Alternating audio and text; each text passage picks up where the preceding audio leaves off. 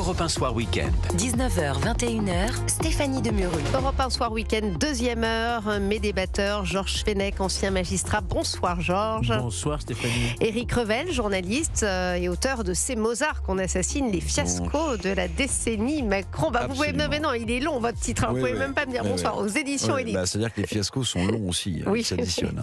Ça va peut-être s'arrêter un jour. Éric Revel, on peut toujours rêver. Les fiascos. Macron à l'Élysée, oui, ça va s'arrêter un jour. Oui.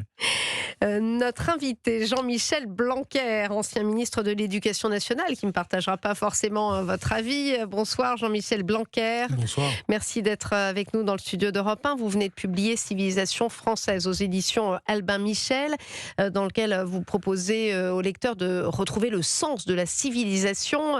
Il y a du travail. Vous nous livrez votre vision sur la manière de surmonter les défis de notre temps. On croirait presque à la lecture un avant-programme de présidentielle. Vous y pensez en vous rasant ?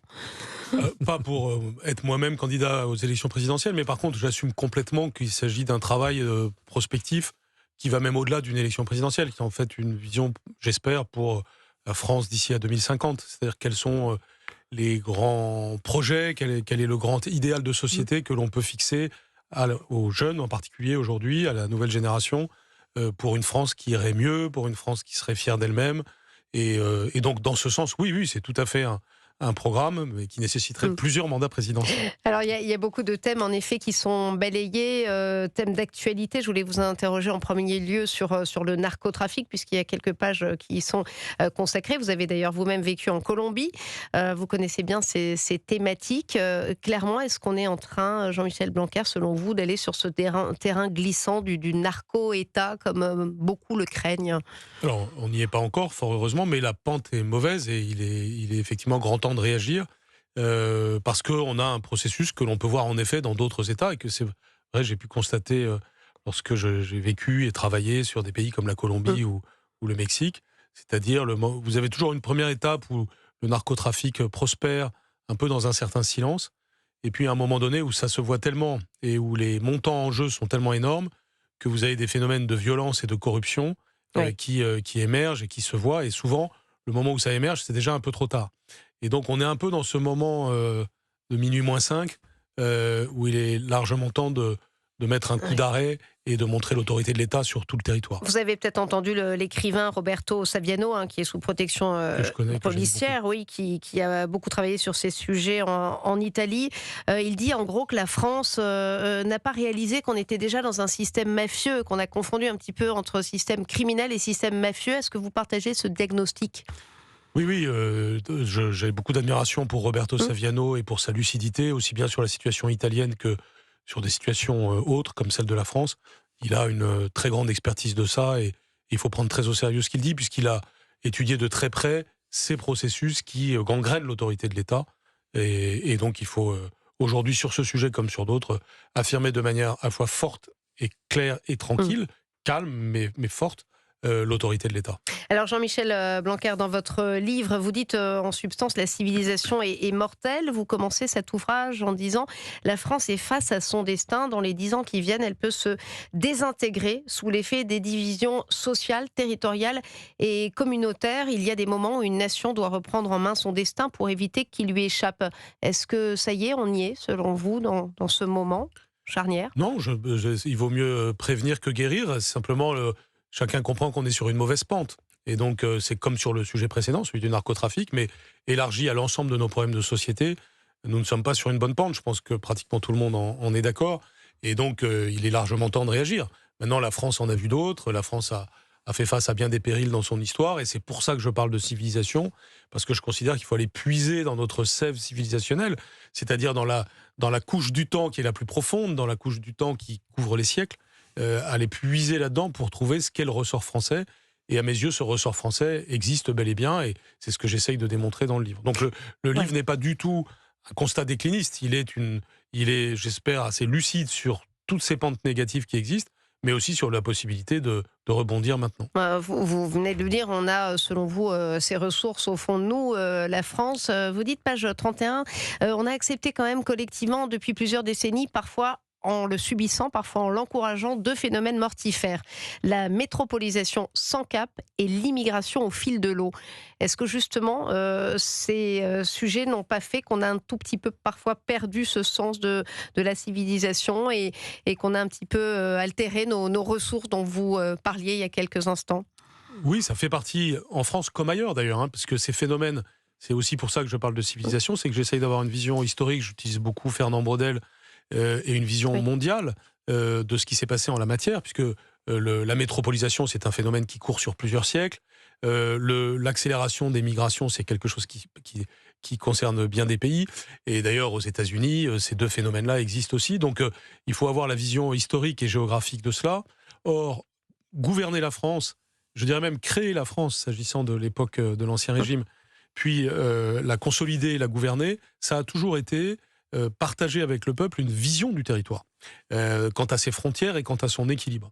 Et ce qui se passe depuis une trentaine d'années en France, mais aussi dans d'autres pays, c'est que l'art politique est devenu l'art de réparer le territoire, tant bien que mal, du fait de problèmes qui résultent de facteurs que l'on considère qu'on ne maîtrise plus.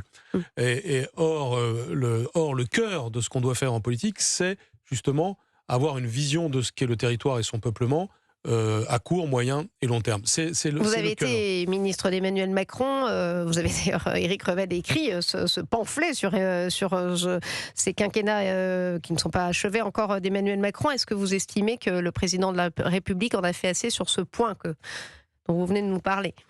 Non, certainement pas, mais en même temps, il n'a pas rien fait. C'est-à-dire, là-dessus, il faut avoir le sens de la nuance, c'est-à-dire voir les aspects positifs et négatifs de ce qui a été fait. Le deuxième quinquennat, aussi bien sur ce sujet-là que sur le plan des finances publiques, a été raté, il faut bien le dire. Au cours du premier quinquennat, j'ai pu assister, malgré des crises géantes, comme la crise des Gilets jaunes, puis la crise sanitaire, à quand même une capacité à tenir l'État et à édicter de nouveaux principes. Je pense notamment à la loi confortant les principes de la République, qui quand même, pour la première fois en plusieurs décennies, commençait à s'intéresser, à donner des outils juridiques et administratifs pour s'attaquer par exemple au financement étranger du fondamentalisme islamiste et des choses comme ça. Donc le président n'a pas été inerte.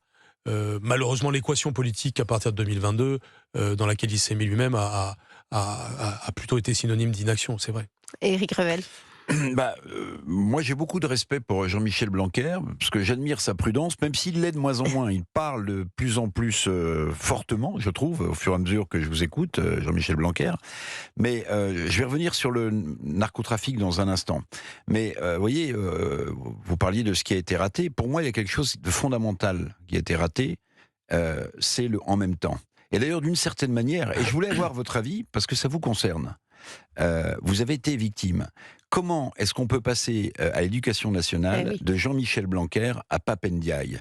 Alors, c'est du en même temps, très bien, mais surtout c'est un grand mépris pour les gens qui travaillent à l'éducation nationale, qui sont totalement perdus, avec lesquels on s'amuse. Donc vous voyez, le « en même temps », qui est l'acte fondateur de 2017 du président de la République, ça, pour moi, c'est l'un des principaux fiascos que je décris dans le livre. Parce que, vous voyez, quand on passe de vous à M. Pape Ndiaye, c'est un constat que je fais, factuel. En même temps-là, si vous voulez, il est mortifère. Jean-Michel Blanquer. J'ai toujours pensé, mais même dès le début d'ailleurs, qu'il y a en gros le bon et le mauvais en même temps. C'est-à-dire que le en même temps, d'une certaine façon, c'est ce que fait tout président de la République, depuis le général de Gaulle jusqu'à aujourd'hui, une fois qu'il est au pouvoir. Parce que vous êtes le président de tous les Français, vous devez prendre les idées qui sont bonnes, à gauche comme à droite, ou au centre ou ailleurs. Vous cherchez l'intérêt général, heureusement d'ailleurs. Donc il est normal qu'il y ait une logique de en même temps, même si ça ne doit pas signifier la dissolution de tous les clivages, qui serait une chose absurde. Mais il peut y avoir du bon en même temps. À l'éducation, par exemple, le bon en même temps, c'est être et exigeant et bienveillant envers les enfants. C'est faire et du par cœur et de la compréhension des textes. Donc le en même temps, dans la vie, ça existe. Après, le très mauvais en même temps, c'est l'essuie-glace, c'est-à-dire dire un jour une chose, le lendemain son contraire. Passé, oui. Et donc, effectivement, s'agissant de l'éducation nationale, ce qui est terrible, c'est que on avait un plan, un vrai bon plan sur 10 ans de redressement de l'éducation nationale. Et j'assume sans aucun problème de dire que la moitié du chemin a été faite de 2017 à 2022. Mais des choses qui réclament du long terme. L'exemple typique, c'est le dédoublement des classes, mais ce n'est pas le seul exemple. vous avez 400 000 enfants par an qui sont encore concernés aujourd'hui. Et les résultats qui sont... Mais vous savez pourquoi vous n'êtes pas resté jusqu'au bout? On vous l'a dit. Pourquoi est-ce que vous n'avez pas pu c'est la question qu'on a envie de vous poser, puisque vous aviez un plan à 10 ans. un peu dans mon précédent livre, la Citadelle. J'ai un peu... disons que sur les sujets... Il y a 2 ou 3 questions qui mériteraient du temps, mais j'invite à lire mon précédent livre, La Citadelle, mais notamment certains angles sur certains sujets régaliens, y compris les sujets dont on ne parle pas souvent, sur l'unité de la République par rapport au risque de séparatisme locaux parfois. Et là, j'invite à être très attentif, notamment au concept de différenciation qui revient à la mode, qui consiste à dire que les collectivités territoriales pourraient choisir leur statut à la carte. Cette idée est séduisante et chatoyante en première analyse. Elle est extrêmement risquée en deuxième analyse. Et c'est un sujet sur lequel j'ai eu des gros désaccords avec le président. Le temps file, malheureusement. Jean-Michel Blanquer, vous avez pas mal d'idées, notamment sur ce débat ambiant sur les retraites. J'imagine que vous assistez avec peut-être une forme de tristesse à la suspension des retraites, qui va peut-être certainement même être toquée par le Sénat, mais nul ne sait ce qu'il va advenir du texte.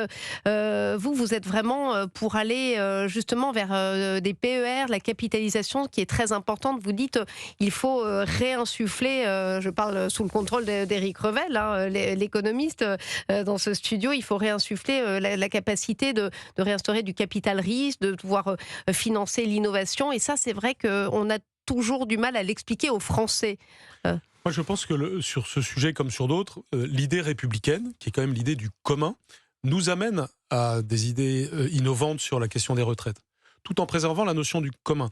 Au fond, l'idée, il y a plusieurs idées, disons, clés, je pense, dans le livre, mais l'une d'entre elles, c'est, avant, il y a celle du territoire dont nous venons de parler, c'est-à-dire maîtriser son territoire, avoir un plan pour le territoire. Il faut retrouver notre géographie. La question de l'aménagement du territoire, retrouver notre géographie. Donc, en clair, ça veut dire aussi revitaliser les petites villes et les villages.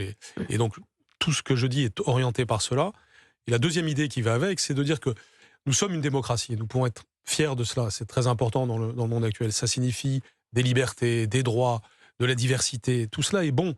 Mais tout ça doit être équilibré par la République. Et la République, c'est ce qui équilibre ça. C'est-à-dire, c'est le commun, c'est ce qui fait qu'on est ensemble, etc. Et ce commun-là, s'agissant des retraites, c'est non seulement un étage répartition, qui est ce que nous connaissons aujourd'hui, mais 2 autres étages que nous devons affermir.